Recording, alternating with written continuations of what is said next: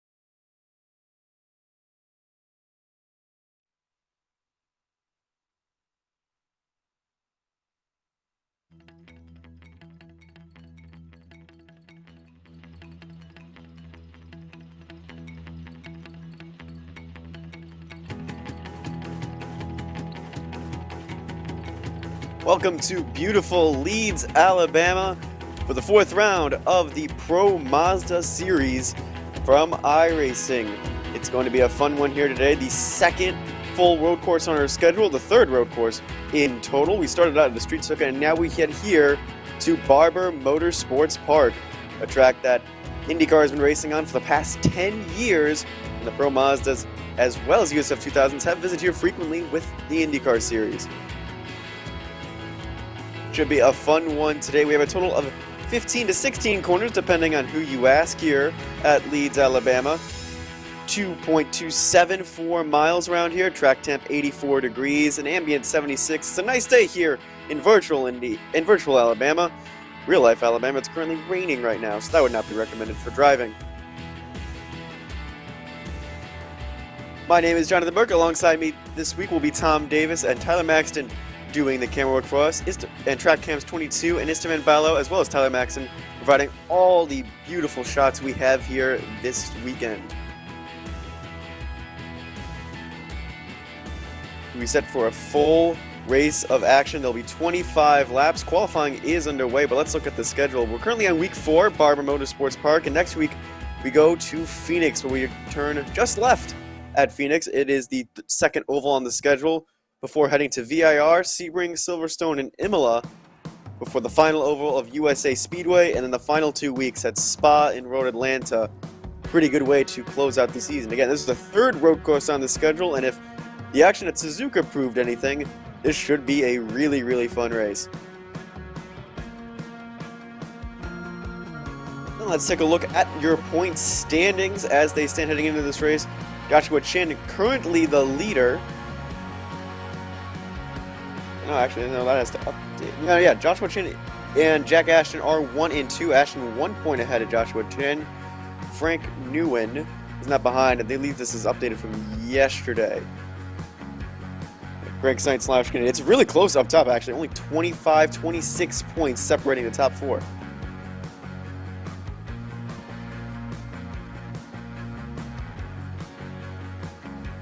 Got Lauschkinen in 4th, Everett Peacock in 6th. There we go, there's the updated stand. So Jack Ashton is leading, Greg Seitz in P2, Nikita Lauschkinen in P3, Thomas Zeiger in P4, and Joshua Chin, well, on that update, has fallen all the way to P5, so he's going to have some work to do right now to get up into the standings.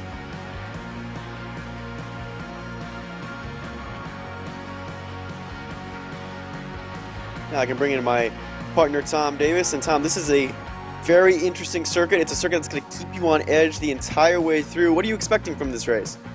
Well, I mean, you said it perfectly, didn't you? It keeps you on edge. It goes up and down, and then it goes up and down, and it just keeps on doing that lap after lap after lap. So inevitably, with all those sorts of elevation changes, you're going to get mistakes happening, and wherever you get mistakes, we get fantastic racing.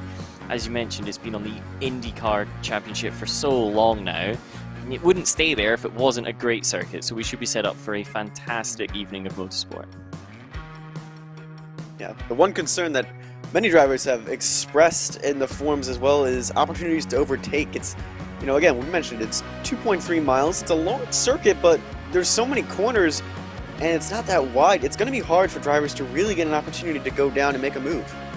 Yeah, it's an old school circuit, you know, it's not got tons of runoff. It is a little bit of grass, a little bit of concrete on the curbs as well. So if you want to make it work, you've got to plan it out. Start thinking about it a couple corners beforehand. Make sure that you get alongside, you get that overlap, and then it becomes a little bit of a game of chicken at times. So it's not that we won't have action, it's just a different style of action to what you get at, say, Silverstone or Spa later on in the season. Yeah, it's going to be very, I think, methodical and planned out. You're going to have to wait to make your move in and out. There's really only one or two good passing opportunities that I think are a little bit risk-free. That's going down into Turn 5, into Charlotte's Web, and then on the front straightaway going into Turn 1. But after that, kind of praying a little bit as we can bring up the map again. That first corner, good opportunity, and then that middle corner right there, Charlotte's Web, Turn 5. It's another good opportunity, but everywhere else, it's going to be a real challenge and a real act of bravery. It is, and arguably that makes qualifying all the more important. Who can end up higher up the grid, because then there's less cars that you've got to try and get by and less cars that are going to hold you up. Worth noting, however, that last week Suzuka did see a few of the guys not too afraid of putting on a move even when it's got to be a hard-fought one. So don't be afraid. These guys, they're going to give it their best shot, and if they can't get by, they might still try it. So we should be set up for an entertaining evening, I think would be an appropriate word. And the first few corners at Suzuka proved to be a very dangerous zone, to be exact. The two lead cars at the time, Joshua Chin and the number 1 machine of Greg Sainz, getting together and spitting off into the gravel. They're not both in the session. Greg Sainz, you can see on the leaderboard, is, but no Joshua Chin in this race. He has been racing, though, this week. Currently, Olsen Walsh stands on the top step. The fastest lap time, a 16.0, which is really incredibly fast. He got 3/10 on Jack Ashton. And we have about a minute 20 seconds left. So, you know, you mentioned it. Track position is going to be key, and the run down to the first few corners is going to be key as well in trying to maintain your track position.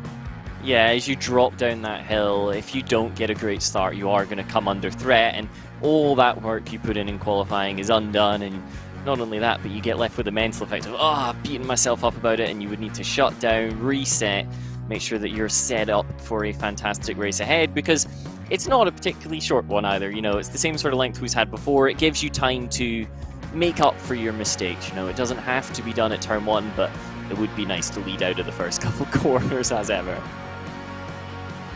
I mentioned Olsen Walsh had a good lap time, and then Greg Sainz has decided that, no, I'm going to put a better lap time up and go 2/10 faster, as he now sits on pole with just about 30 seconds left in qualifying. Everyone has a lap in, except the 12 of Rico Shalmyun has not had a lap in. However, important to note about that number 12 machine, he is the driver that has raced the most official races this week at 9, and he has 7 of them being top 5 finishes, so that 12th car has to start in the back. Oh well, he might be able to make his way up to the field anyway. Yeah, I think that's a pretty solid top 5 ratio, shows clear consistency. The other guy that has notable standings records is Nikita Lashkin. He's not been looking quite so great this week, sitting on 2 starts, only one of those was a top 5, so Nikita will be looking to do much better throughout the rest of this week, but here is your grid. And on row 1, it's going to be Greg Seitz and Olsen Walsh, 1 and 2. These two have done battle in the past. Jack Ashton lines up P3. He's going to have to want to get the jump on both Seitz and Walsh. Mitchell Green, who we've seen frequently throughout the weeks, ever improving, lines up P4. Could he be a factor in this race? Christopher Wright and Cameron Dance line up on row 3. Wright has been one of the most talked about players from the forums, and he has a lot of confidence, I think, this week. The next row is going to be Thomas Zeiger and Matt Adams. Zeiger doing well in the point standings, but I think he needs a really good finish in order to show that he's a championship contender. Up next in row 5, Fabio Berchtold and Riley Thompson lining up. Berchtold has one of the best safety ratings so far this week. Barb and Ingalls, number 2 and number 14, line up 11 and 12.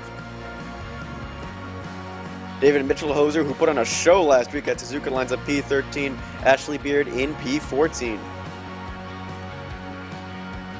Frank Newen, probably not where he wants to be in P15 from Canada. He's going to have some work to do early. And Julian Pastor, the number 16, lining up P16. And I mentioned the Californian Rico Schaumann not doing a lap time. However, I don't know if it's going to be much of a concern for him. He has, so far, one of the best records this week. We're going to have to watch that 12 car early. So the grid is set, just 20 seconds remaining. And all the cars appear to be here. It is going to be a full pace lap around Barber Motorsports Park, so we'll get to see all the sights and sounds before we get underway as the pace car now heads off. And you mentioned it also, a lot of elevation changes, and getting on the throttle in these cars, especially in these long corners, is going to be really difficult too, and making sure you don't lose the rear end. Yeah, you got to be really gentle with it, bring it in, try and be smooth, conserve the momentum around, because the moment you start getting too aggressive with any of the three big factors, you know, steering, acceleration and braking, that's when you're going to unsettle the car, and combine that with the lumps and the bumps, before you know it, you're off in a gravel trap. Pretty big one that we can see on screen just now. Yeah, this turn 2, 3, and 4 complex we're coming out of now. Big runoff areas, but if you run off there, you're in a lot of danger. But here's what I was talking about, Charlotte's Web turn 5, this sharp left-hander. It's going to be a good opportunity to make passing moves, but if you get the braking zone wrong, yeah, you're going to be playing with the spiders. Yeah, I think there'll be a few people who look as if they've got 8 legs when they get down there. It could get a little bit ugly, but I'm sure they'll all be aware of how to defend it as well as how to attack it, and that's why these guys are at the very, very top of their game, weaving around at the moment as they are, trying to get temperature in those tires, because I doubt you'd want to dip down to turn 1 with cold tires or brakes. That sounds like a recipe for disaster. Especially in these Pro Mazda machines that have less downforce than their IndyCar older brothers. So they're not going to be as too downforce heavy going into these wide corners. Going to be relying more on the tires as we head through the museum complex. And this is the long back straightaway. We could see some drafting opportunities, but these 2 chicanes here kind of really ruin it, especially in these cars where you can go flat out through this first chicane here, and then the second one, turn 12, you can just lift and be okay. So it's going to be interesting to see if anyone can really set up a move on this back straightaway. Yeah, what it's going to come down to is a matter of bravery, because as you mentioned, there's a chance you can get an overlap, particularly if there's a mistake from the guy you're trying to overtake. So if you get the overlap, well, who backs out first? Because sure, you can take it flat at the first one and almost flat at the second one, but that assumes there's not a car alongside you. And if they both try to take it flat, well, then there's definitely going to be contact. Pace car begins rounding the final corner. Sainz and Walsh are on the front row. They have fought frequently in the top spot for the Pro Mazda for quite some time, but Jack Ashton has been proven to be a good points threat. What can some of the other guys do? I mentioned Mitchell Green. He's been in this midfield and messing around as we go to green flag racing. Sainz immediately on the throttle, tries to get rid of Walsh as soon as possible, and now Jack Ashton's on the inside of the 3. He has to back out, though. Walsh retains P2. They head side by side. There's a spinner in the background. Cars dipping and diving everywhere to dodge that. I'll get a moment to see who that was, but that was right in the middle of the field. That could have been disastrous for everyone, as now we head out of turn 4 into turn 5. Side by side for a third position. This Ashton in green. Ashton looks like he's going to hold the position. Mitchell Green is right behind and not afraid to get feisty here in the early going, as now Sainz has almost a second lead over Olsen Walsh as the drivers settle in midway through the lap. Ashton again looking a little bit vulnerable when we're on cold tires. His setup always seems to come to him. These first couple laps can be nerve-wracking moments, but what a start it was from Greg Seitz. He's leapt away. Now Oisin Walsh has it all to do to try and close in the number 1, currently in position 1. The car that went spinning off in turn 1, we believe was Joyce Engels in the number 14 machine. We got a RaceSpotTV replay right here. Actually, it might have been Matt Adams. It was one of these two. Both of them are far off. There goes Adams. Around he goes. And was able to not hit anything and retain it. And he's actually been able to jump 2 places somehow, passing Riley Thompson and Joyce Engels. As we have a spinner on the front straightaway, there's a car close to the inside wall. That does appear to be Mitchell Green, who was towards the front of the pack, qualified well, and now at the tail end of the field, Disaster for the 17, and he almost gets clipped in the rear there by the 7. Oh, it got tight with Riley Thompson there. Mitchell Ian Green, he was pressuring Jack Ashton and maybe just got a little bit too eager to take advantage as they rounded the corner. Got a little bit of slip. Here comes the 17 though. Green holding it down the hill, downhill braking, always easy to lock up. He's got the inside, and that is pretty much the textbook move that you should look out for in every single lap of this 25 race. It's not.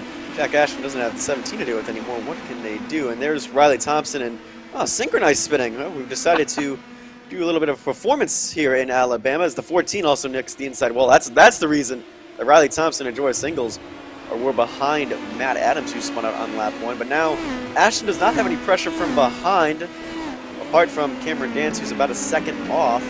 Ashton can get after Olsen Walsh, and they're going to need to really get after it here and not let Greg Sainz get a huge lead. No, because he's clearly got a lot of underlying pace. So these two, Ashton and Walsh, they just need to keep it calm, make sure they don't fight amongst themselves and work together to close up the leader. Because Greg Sainz, that time around, quickest of the three of them by around about 2/10, which is a considerable margin. You go to the forum frames and see his time trial times. He's averaging, a 1:16.0 over 10 laps during time trials. Well, that's an impressive pace over a 10-lap time trial period. So this one car knows how to get it done on a longer run, but we'll see if the 3 and the 4 can really pressure him. It's going to be a matter of, does Greg Sainz make a mistake or does he catch traffic? There is a gap back to Joyce Ingles that might prove a little bit troublesome. But here's back in the midfield. I mentioned Rico Schaumann, who started 17th, has worked his way up to 10th. He has dispatched Ashley Beard, and now Mitchell Hoser is right behind in the 15 machine. He put on a big show last week at Suzuka, crawling up through the field, making up 5 places in the final 5 laps. We'll get to see what he can do late. Yeah, Rico's made really nice progress. Off goes somebody, a little bit of rally crossing in the background, but held it all together, got back on without too much worry. 13 getting ever so tight. That's Matt M. Adams looking for a way through on Mitchell Ian Green. Remember, he was right up there just a couple laps ago, dropped down the order, and these three are now scrapping amongst themselves, because why ever not? Yeah, it was Matt Adams that went a little bit off-roading there, practicing his rallycross, I guess, maybe for a rallycross later on iRacing, but right now he's just trying to survive. He's got Thompson right behind in a probably frustrated Green as we check back in on this fight. To the inside, going that number 12 machine of Schaumann on Pastor. Can he get the braking down into turn 5? That's not the preferred line, but it may work out for the 12 machine. Not able to do it that time. Pastor holds strong, and they're going to go side by side through the museum complex, which that's not recommended. Can the 12 machine get enough space to clear him? Schaumann is a wing ahead of Pastor, slides in ahead. A beautiful move from Rico Schaumann, and Julian Pastor goes down into 10th place, and now he's going to be under fire from Ashley Beard. That was lovely from Rico. Held it on the outside, knew that he had the opportunity to brake later since he was going to be 4th deep anyway. That gave him enough. I'll get another look at it, I think. No, this is Mitchell Ian Green once again. Bad day. Gets even worse. Loses the rear end off into the gravel, and boop, into the hole. That's game over for Mitchell, yeah, and he knows it. To the garage going the number 17 machine. Now we get to look at this fight between Pastor and Beard, as Pastor seems to be falling off and into the clutches of this midfield, and we've seen it in the past few weeks. The midfield is a place you really do not want to be. It is a place of dire fights, dive bombs, and plenty of good action. But now Beard is under fire from Mitchell Hoser, as we can check back in with our leaders. Jack Ashton has just ran fastest. He's 2/10 faster than Olsen Walsh, and he's in a bit of a draft. Is he going to get a good enough run out of the museum complex to really close in on Olsen Walsh?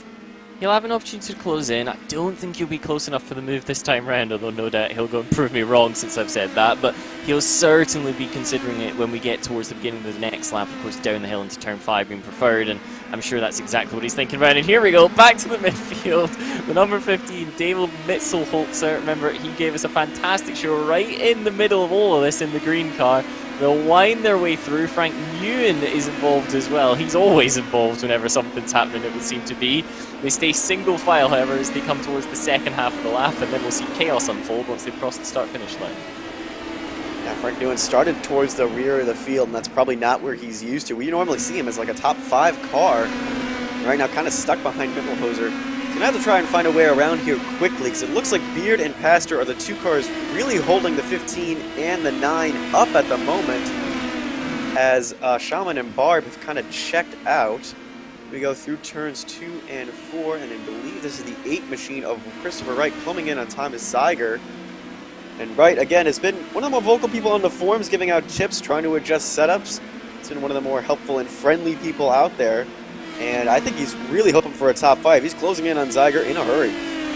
Yeah, here he comes, the number 8 orange and white machine. In the slipstream, you'll get a nice little top speed advantage, assuming he gets a lovely run out of this. It's all about getting the traction on, because as you mentioned, this first of the chicanes is going to be absolutely flat, so you'll keep closing all the way towards turns number 11 and 12.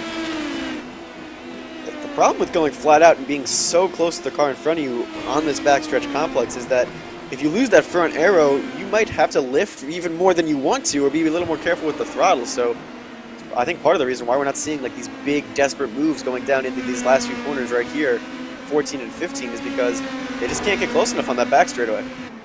Oh, Greg Sykes goes quicker again, though. This is impressive, to say the least. He's just done a 16.2. That time around was a 16.3. The guys behind, 16.5s-ish on average, so he's pulling away with this one. It's his to lose.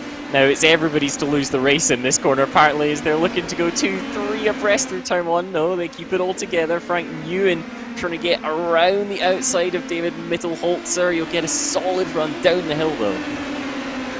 So there's a bit of a jam up right here, as look, Barb, I believe, had an off somewhere. He was 3 seconds slower last lap time, and here comes Nguyen diving down to the inside of the 15 and Mittelholzer. Enough space for both those cars, barely. Nguyen has to swerve and give the 15 the space. The 15's able to retain the position, but here comes Thompson into the museum complex.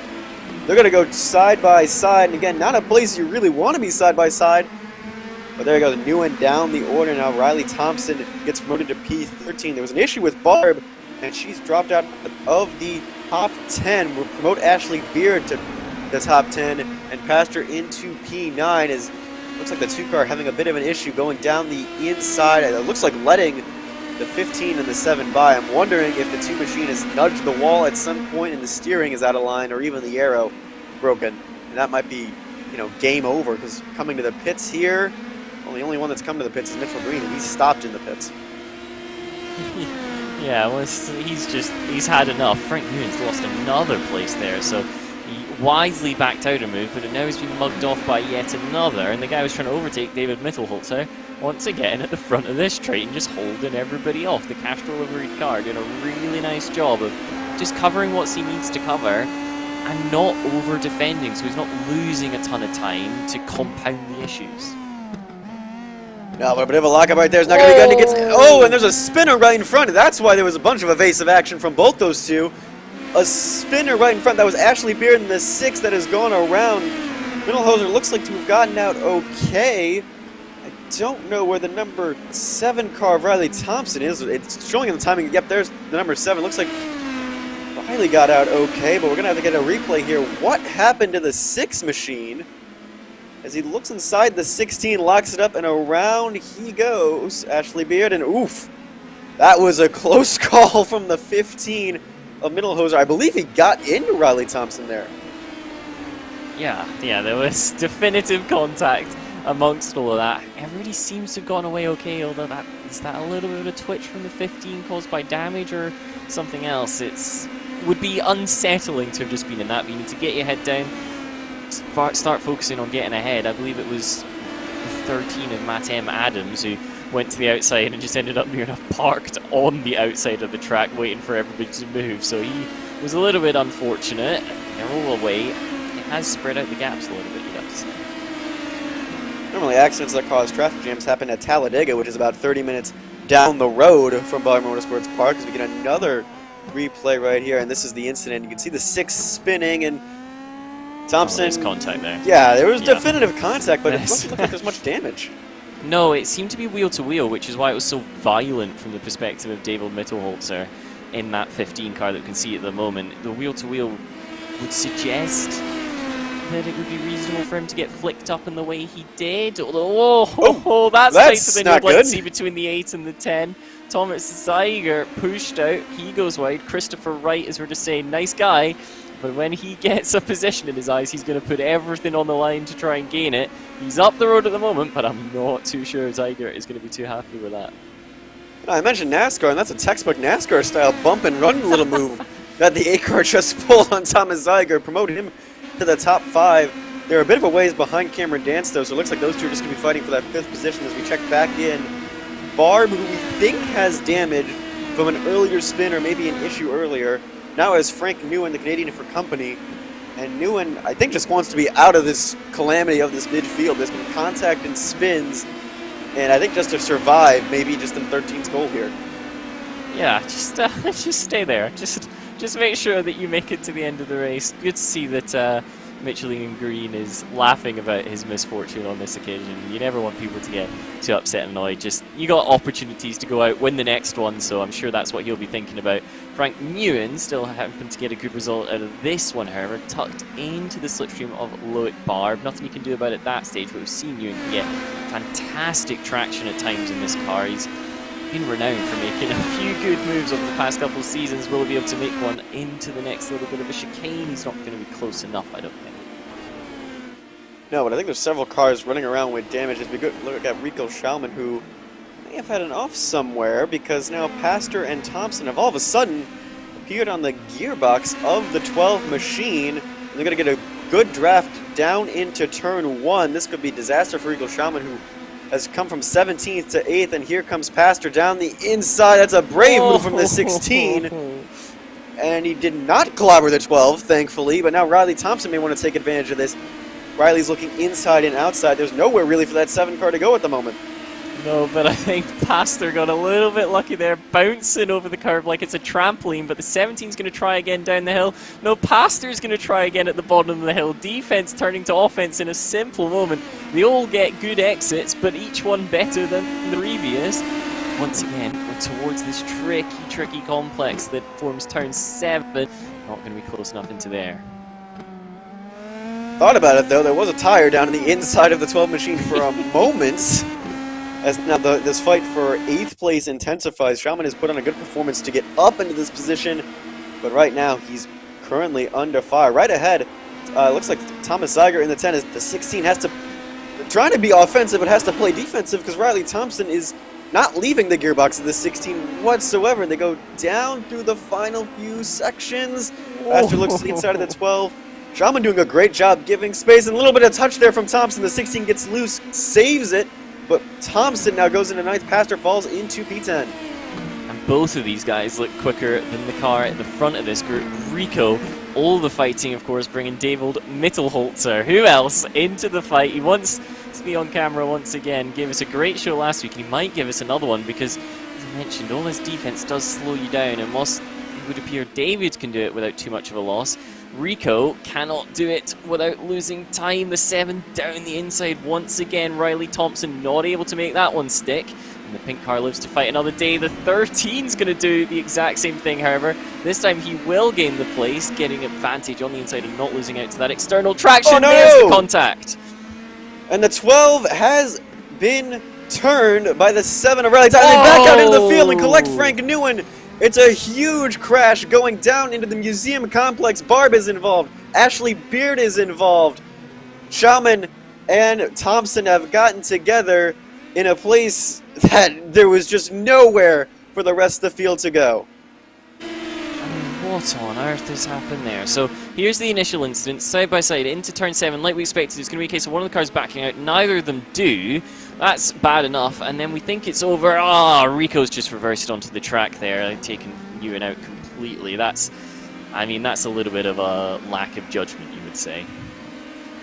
Lack of judgment and maybe a little bit of frustration because Thompson was not taking no for an answer going down to the inside, and you could probably deem that more of almost a racing incident to begin with, but then the backup is probably what a lot of people are not going to be happy with in the race chat or even amongst the drivers. As now we look back at the battle for second. Ashton has been able to close up a little bit. Let's get another replay. Here's the ensuing contact afterwards. He collects Barb, and then Barb, somehow Ashley Beard did not hit Barb, and that's impressive from the 6 machine. Yeah, he's been playing Twister, practicing getting in and out of the small spaces, it would seem. That was fantastic to not get involved in all that, but of course, what was that, 4 or 5 cars involved in the incident as a whole. At the front, however, they were far enough away not to even know that this has happened likely, and Jack Ashton is closing in Ashim Walsh all the time. 2/10 quicker on the last lap as Jack Ashton set his personal best. This time around, he's a little bit slower than Ashim Walsh, so it's ebbing and flowing with each lap, but crucially, Ashton's not far enough away to ease the pressure off of Walsh. And they're really not letting Sainz get away. Sainz has a 3-second lead, but you know, it is just 3 seconds. The gaps throughout the field are a much larger amount. In fact, Ashton has a 5-second gap on 4th place Cameron Dan, so they're keeping within earshot of Greg Seitz, but I think it's going to be a concern as this race goes on that they're not going to be able to, you know, tick away time from Greg Seitz. 3 seconds and 12 laps. Yeah, it's a couple tenths a lap. You really got to put the hammer down now if you want to get after that one machine. Yeah, it's a couple tenths a lap in a race during which Sainz has been a couple tenths faster a lap than them. So realistically, they're looking to find 3-4 tenths on what they're currently doing, which would seem unlikely. The one upside is, of course, that they're within striking distance. If Sainz makes a mistake, if he goes a little bit deep somewhere, runs a curb that he didn't mean to run, could lose 3 seconds completely realistically, and then we would have a three-way fight for the lead within moments. It could just snap, and suddenly it all changes. The other concern for Sainz would be lap traffic, and normally we talk about this when we go to ovals, but the number 14, who again had issues early on in this race, is only about 10 seconds up the road and has consistently been about 2 seconds slower than the one machine, so that might be an issue that Sainz has to deal with. But Ashton is not letting this fight go on Olsen Walsh, and Ashton seems to be fastest in this first sector, in this first few corners, 1 through 5, but then when we hit the museum complex here, then the rest of the lap, I think that's where the 3 machine, you know, has that 4-car beat. Yeah, it would imply a slight difference in setup potentially, or it could just simply be driving style, but either way, we noted that Ashton often prepares himself for the second part of the race, you know, the final third if you want, where everything's beginning to go away. Have you been able to manage the tyres? And generally, Jack has been able to, which allows him to apply the pressure as he's currently doing to Oisin Walsh. Not to mention the fuel load. You know, fuel load's getting lighter and lighter. It's not as drastic as maybe you see in an Indy car or a Formula 1 car, but it is a noticeable difference running on a lighter fuel load. It really helps you, especially in these medium and higher speed corners where these cars don't have a lot of downforce. That little bit less weight can, you know, make you do a little bit riskier moves, a little bit bolder on the exits, use more of the racetrack. So I think as the race goes on, these cars might get faster, but as I say that, Ashton just ran a 16.4, the slowest of the top 3 right now. Yeah, these Indy Pro 2000 cars, they're in that strange spot in the middle, aren't they, where they're definitely not like, say, British touring cars, for example, is a good example, I think, where they are almost entirely mechanical, old-school style cars for racing, but they're also not at your IndyCar F1 level, where it's all downforce. They're somewhere in between, and that means that you get lots of little nuanced effects from either side, but nothing huge, which just gives the drivers all the more to manage. Yeah, and right now it's kind of like this big game of chess between Walsh and Ashton, because they really don't want to let Sainz go, but they know that second and third could be crucial come points time. As we check back in, this is Mittelhoser, who's had to do a lot of dodging, and same with Pastor. They've been promoted to P7 and P8 through all the chaos that has happened in the midfield, and right now they're looking like they're going to have to big scrap into the end. They're about 7 seconds behind Fabio Berchtold in 6th, so this may be the highest place either of these two can get, but it's going to be a good scrap to the end.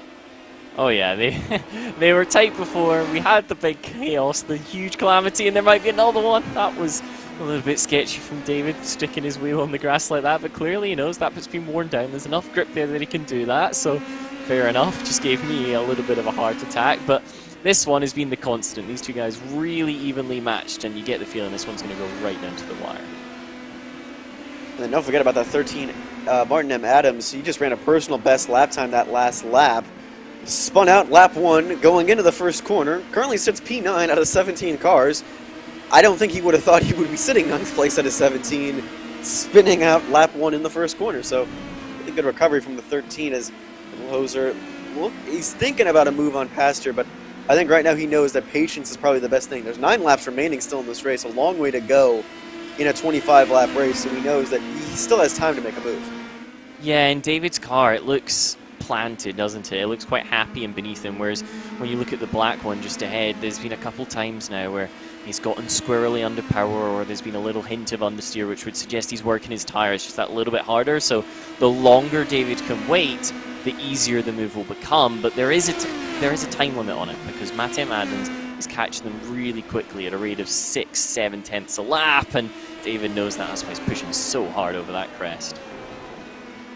Yeah, just going a little to the outside, helping with the lawn care work. You know, it's a bit difficult sometimes at some of these big road complexes. You do need some cars to go off and really help you just trim down the hedges. But here comes M. Adams, and Matt M. Adams is almost a second now within range of Mittelhoser, and he's ran 5 tenths faster. Pastor has ran his fastest lap of the race at a 17.3, so that's going to prevent the 15 from getting a good run here. But now it's going to be a scrap between these 3 for P7. Yeah, the intervals all the time becoming more and more even, aren't they? Once again, I think that's just the line from David. He loves taking that V in, holding the apex for a moment, and then taking a really gradual line out instead of having this sort of late second half apex on the exit that everybody else seems to do. So if it's working for him, then fair enough. Everybody apart from Pastor avoiding the curb there as well. So all little nuances in the driving style. Like we mentioned, these cars, because they are a combination of the 2 main concepts of racing car, there's different ways you can drive them, and we're seeing that play out right here as now David has the opportunity to the inside, not quite getting an overlap though.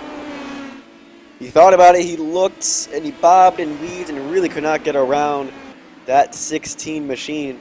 The 16, you know, ran a personal best last lap, but this lap I don't think is going to be a personal best, and Mittelhoser's now all over the gearbox. But again, Adams is coming and coming in a hurry. The 13 machine is now under a second between these two, and Mittelhoser sees him growing and growing in his rearview mirror. In fact, that was a bad lap from Julian Pastor. That was a 118.1. In fact, the slowest next to Rico Schaumann in the field at the moment, so he's definitely feeling the pressure.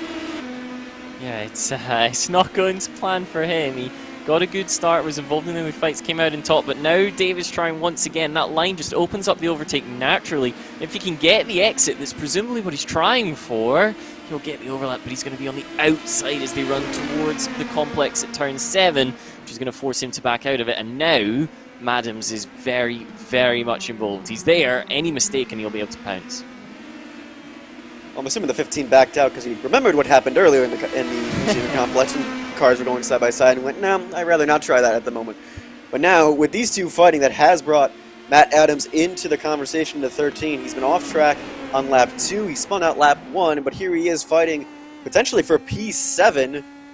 I do love the livery and I love the helmet on this 13 machine. These guys get a good look at this battle, and Mittelhoser is going to get more desperate and desperate, I think, as this race goes on. Whoa. Oh, there he goes. He spins out of the last corner. The number 15 of David Mittelhoser has spun. Adams goes up into P8.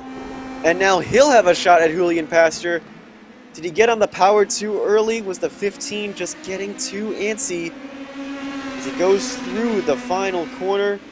Just a little bit into the grass, and around he goes. And that's game, set, match for Mittelhoser.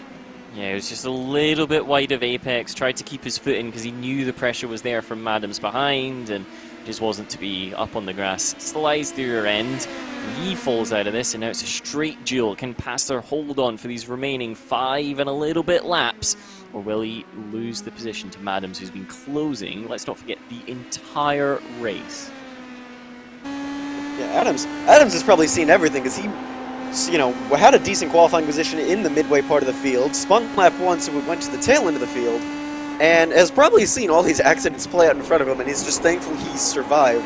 But Julian Pastor has proved a tough customer to pass, and also with the fuel wearing out, with the tires wearing out, it is becoming difficult to pass, and the 13 is going to have to get a big run, maybe down this front straightaway, or maybe down the back straightaway in order to really make a lunge for it.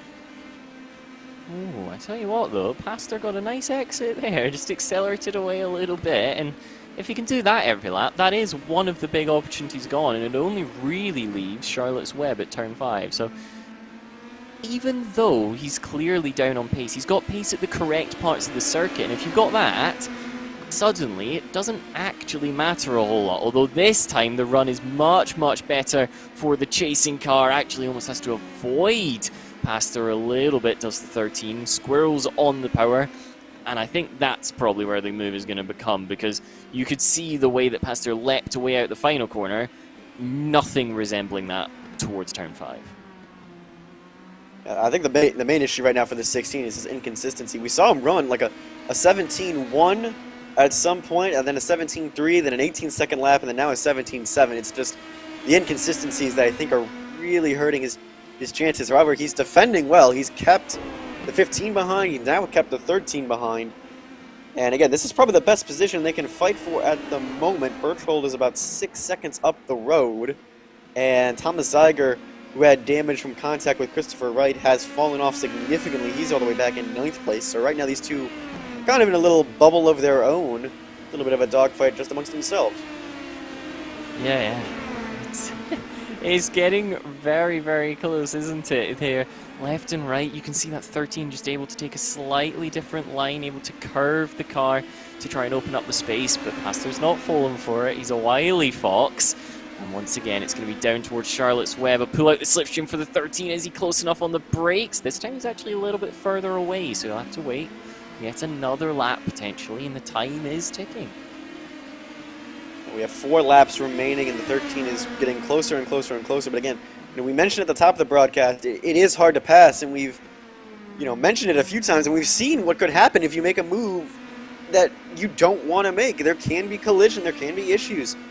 So I think it's best for these two right now just to play it calm and try and find the perfect move. And Adams he just needs a good run, a good draft run to really solidify a move. Yeah, he's going to have another opportunity though. Look how close he is and how easy it is for him to follow. He doesn't look as if he's trying particularly hard in this sector. It goes to the inside. Oh, that was almost a Circuit of the Americas arena style move there, but doesn't quite manage to pull it off. I reckon if that's the final lap, he might be a little bit more brave and try it again. That's probably what Pastor has to be concerned about as well. Again, both these two have been in this midfield that has seen lots of chaos, that has seen multiple cars to the pits, 2 of them retire, and I think right now they're just happy to be surviving at the moment. As here comes Adams. Now the 16 is playing really defensive to the inside. They're swerving in and out. Adams to the inside. He locks up. Pastor gives him the line, though. There's a little bit of contact and wheel spin from both cars. The 13 is sliding all over the place, but Adams is able to barely edge out Julian Pastor, but those tires have got to be cooked. Deep-fried Alabama style for the 13. He's going to have to be worried about a retaliation strike from the 16. Yeah, it's always going to come back, isn't it? Because he's got the slipstream. He's going to be close enough to follow all the way through here. If he can get the front end... Oh, he was on the limit there, was past there.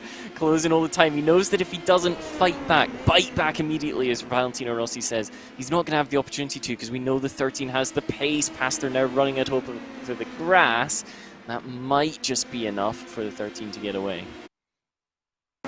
It was a daring move, and here we go on the helmet cam as they weave back and forth. Adams looks outside, he ducks back to the inside. I'm surprised they didn't touch at that moment. Locks it up, full steering to the left, all the way in first gear, wheel spin in first gear. And the fact that those two didn't run into each other is just great driving from both Adams and Pastor. A well-fought fight from both those two drivers as we had about a lap and a half to go. Greg Sainz currently leads, while all this dogfighting was going on. Greg Sainz currently leads 2.2 seconds as we get a RaceSpotTV replay here. This is how close it was. And a little bit of generous closeness right there from both of those two drivers. And thankfully there wasn't a collision. See that? Yeah, I got away with one there. But if you wanted to see sort of the perfect last-minute cutback, seldom the dummy, that would be it, isn't it? And I think he's been watching the Moto America races here, because then you get a little bit of a motorcycle-style block pass, where he's not going particularly quickly, but he's just stopped it on the apex. So what are you going to do? You can't get back by. Here's Greg Seitz, though, leading the way, 2.2 seconds, so it has come down, but he's still putting in 1 minute 16.271 on the previous lap. It's not like he's going slowly. He's been calm, cool, collected. He's led from the opening drop and has no idea of the chaos and action that has gone on behind him. All he can see is the 3-car of Olsen Walsh in the distance. And that is it. Jack Ashton has kind of fallen off the pace a little bit. Still in a solid 3rd place, but nowhere behind Olsen Walsh to be found. So a 3rd place for Ashton will have to do as Sainz rounds the final few corners. He qualified on pole and has dominated this race. The number 1 of Greg Sainz from P1 to number 1 comes the number 1 machine of Sainz. He dominates at Barber Motorsports Park. Olsen Walsh tried his best to track him down, but there was just nothing the 3-car could do. Comes home 2nd. Jack Ashton's going to come home 3rd. As I mentioned, Thomas Zeiger had damage. We mentioned a bump and run move by Christopher Wright, and there has been damage on the 16 of Thomas Zeiger, and it looks like he might fall outside the top 10 as here comes Ashley Beard, who had to stop completely when Barb in the number 2 machine got collected in that huge pileup in the museum complex. And now, can Ashley Beard crack into the top 10 after all the chaos that has happened? Here comes the 6 to the inside of the chicane. I don't know how they didn't touch. Thomas Zeiger either had to back out or Ashley Beard is a god at overtaking because they should have collided. But the 6-car gets promoted into the top 10. For Thomas Zeiger, it's a race of what could have been. He always was a good contender. He was up in P5, but damage from a fight with Christopher Wright has ended his day, and he drops now to P11. And that was an entertaining one all throughout the race. From P1 all the way to P17, there was action to be found, and that was something. That was a special race, I think. Oh yeah, that was that was high quality, wasn't it? We had action up and down, a few examples of fantastic overtakes, a few examples of almost fantastic overtakes as well, but everything around, and ultimately a very deserving winner in Greg Sainz. Sainz dominated. He got pole position. He was the top-rated driver in this field and comes home with the win. Olsen Walsh tried his best. He gave it everything he could. They were running similar lap times. Unfortunately, could not close down that gap. Jack Ashton fell off a little bit at the end for the Fordzilla driver, but still comes home on the podium in P3. Cameron Dance, I don't even think we mentioned that poor guy's name at all, but somehow comes home in a quiet P4. Good job from the 5 machine. Christopher Wright, we mentioned that bump and run move, and he comes home in P5. Fabio Bertrand, a quiet race for the 11 machine in 6. Matt Adams, an anything but quiet race for the Canadian in P7. Julian Pastor in P8. Frank Nguyen in P9, avoiding all the calamity, and Ashley Beard at the last second for outbreaking Thomas Zeiger gets home in P10.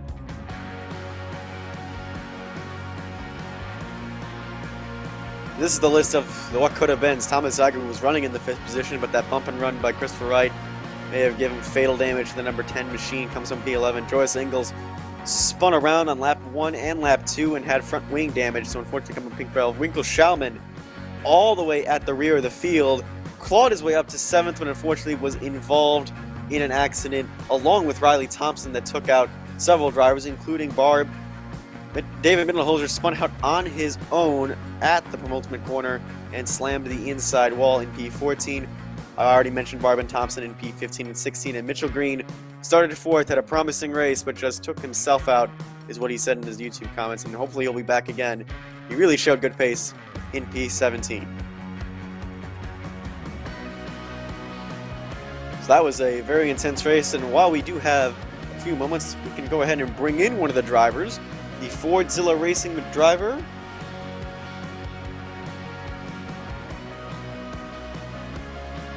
Fordzilla Racing driver of Jack Ashton. He came home P3. You gave Olsen Walsh everything you got, but unfortunately it's just a P3 finish for you today. Yeah, I mean, I'm happy with a P3. There's no unfortunate out P3 at all, really. But I gave it my all. Coming into the round, seeing that Oysen and Greg was in the race, I kind of knew I was on the back foot because they are absolute rapid. So I kind of had it in my head that I was aiming for a top 3. So if I can get there, I was happy. In the early stages, really struggling with a lot of understeer, but I think it's just because the track was quite warm. And Oysen was quite slippery a lot of the places as well. I mean, there's a couple of times that I thought he was going to hit the grass and fly off, but I kept the pressure on at the start, and it just weren't enough to get close enough to really put a lot of pressure onto him to make a mistake.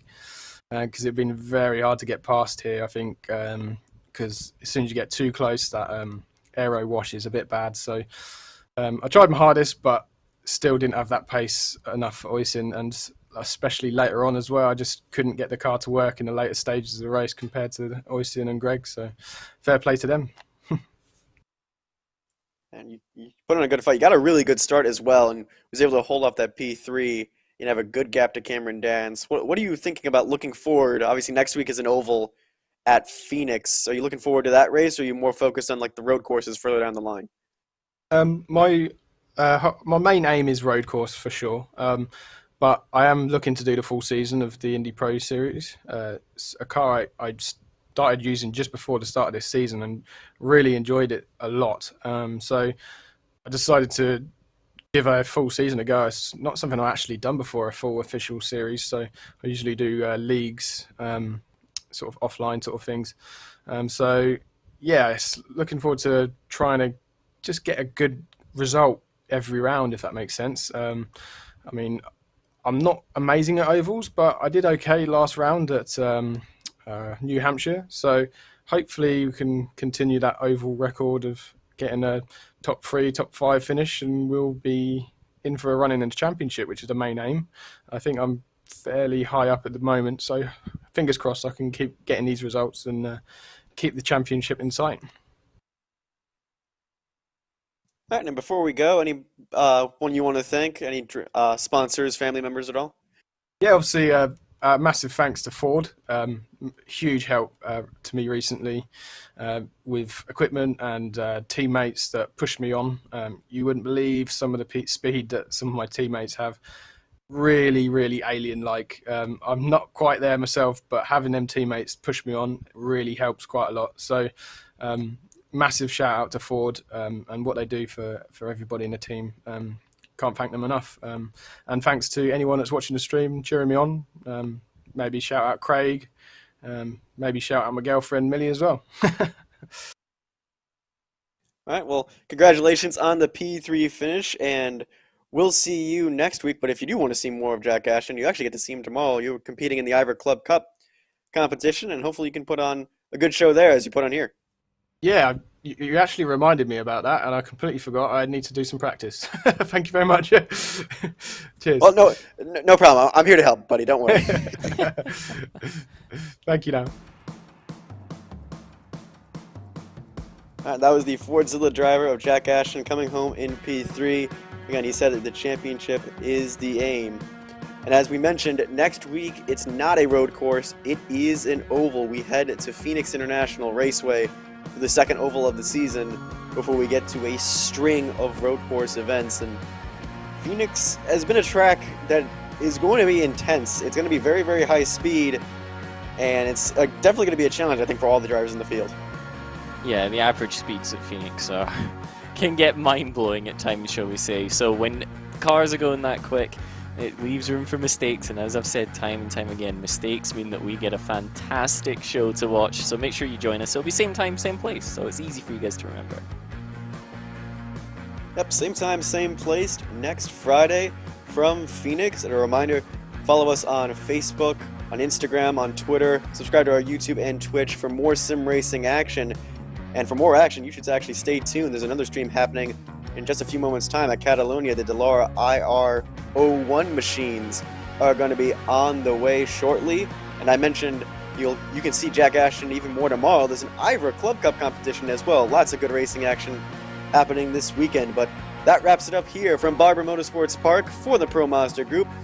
For myself, Jonathan Burke, for Tom Davis, for Tyler Maxton for the camera work, as well as providing some of the cameras, as well as Istvan Bala from TrackCams22.com providing the cameras. It was a good race. It was exciting. It had its ups and downs. But that ends our day here in Alabama, and we'll head to Phoenix. And have a good night.